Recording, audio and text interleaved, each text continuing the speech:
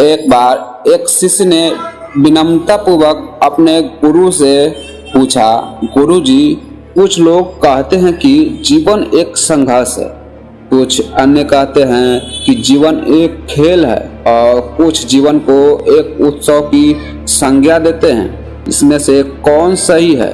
गुरुजी ने तत्काल बड़े ही धैर्यपूर्वक उत्तर दिया, पुत्र, जिन्होंने गुरु नहीं मिला है उनके लिए जीवन एक संघर्ष है, जिन्हें गुरु मिल गया है उनका जीवन एक खेल है, और जो लोग गुरु द्वारा बताए गए मार्ग पर चलने लगते हैं मात्र वे ही जीवन को एक उत्सव का नाम देने का साहस जुटा पाते हैं।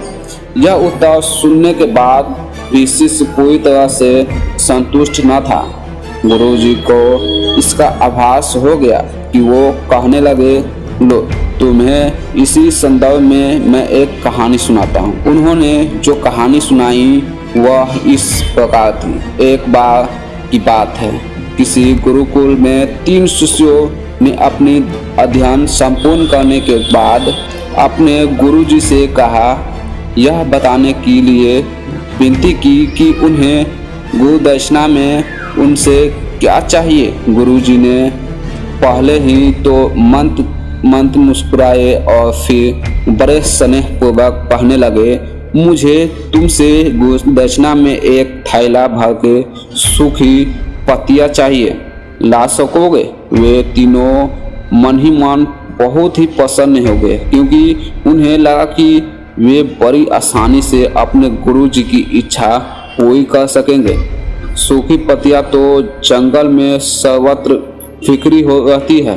उत्साहपूर्वक एक ही स्वर में बोले, जी गुरुजी, जैसा आपकी आज्ञा। अब वे तीनों शिष्य चलते चलते एक समीप यानी जंगल में पहुंच चुके थे, लेकिन यह देखकर कि वहां पर तो सूखी पत्तियां केवल एक मुट्ठी भर ही थी, उनके आश्चर्य का ठिकाना न रहा। वो सोच में पड़ गया कि आखिर जंगल में कौन सी सूखी पत्तियां उठाकर गया होगा। इतने में ही उन्हें दूर से आता हुआ कोई किसान दिखाई दिया। वे उसके पास पहुंचकर उसने विनम्रतापूर्वक याचना करने लगे कि वह उन्हें केवल एक थैला भर सूखी पत्तियां दे दें। अब उस किसान ने उसे क्षमा याचना करते हुए उन्होंने बताया कि वह उनकी मदद नहीं कर सकता, क्योंकि उसने सूखी पत्तियां का ईंधन के रूप में पहले ही उपयोग कर लिया था। अब वे तीनों वापस में ही बस एक गांव की ओर इस आशा की ओर बढ़ने लगे थे कि वो हो सकता है वहां उस गांव में उनकी कोई सहायता कर सके। वहां पहुंचकर उन्होंने जब एक व्यापारी को देखा तो बड़ी उम्मीद से उसने एक थैला भर सूखी पत्तियां देने की प्रार्थना करने लगे, लेकिन उन्हें फिर से एक बार निराशा हाथ आई, क्योंकि उस व्यापारी ने तो पहले ही कुछ पैसा कमाने के लिए सूखी पत्तियां को बेच दिए थे।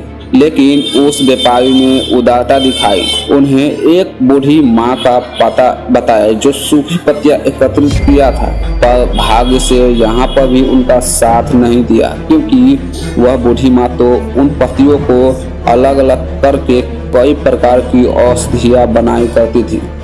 अब निराश होकर वे तीनों खाली हाथ ही गुरु को लौट आए। गुरुजी ने उन्हें देखते हुए स्नेहपूर्वक पूछा, पुत्रो, ले आए गुरु दक्षिणा? तीनों ने सर झुका लिया। गुरुजी द्वारा दोबारा पूछे जाने पर उसमें से एक शिष्य कहने लगे, गुरुदेव, हम आपकी इच्छा पूरी नहीं कर पाए। हमने सोचा था कि सूखी पत्तियां तो जंगल में सर्वत्र बिखरी रहती होगी, लेकिन बड़े ही आश्चर्य की बात है कि लोग उनका भी कितनी तरह से उपयोग करते हैं। गुरुजी फिर पहले तो मुस्कुराते हुए प्रेम पूर्वक बोले, निराश क्यों होते हो?